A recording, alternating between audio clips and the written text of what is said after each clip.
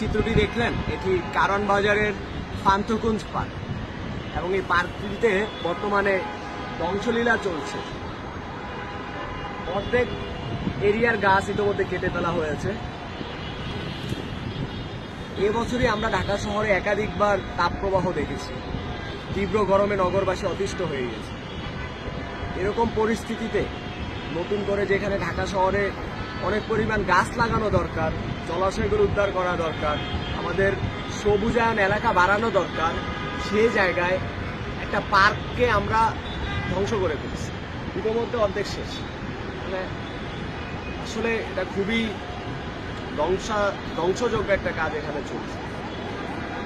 পান্থকুঞ্জ পার্কটিকে বাঁচানোর দাবি জানাই। গাছ কাটা বন্ধ করুন, ঢাকা শহরকে পাঠযোগ্য করে দিন।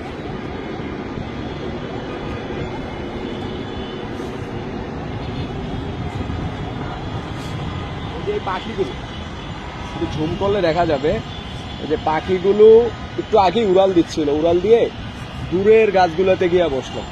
তারা কিন্তু সামনের গাছগুলো পায় নাই বসার জন্য। এই পাখিগুলো কিন্তু দিন শেষে এই গাছগুলোতেই বসলো।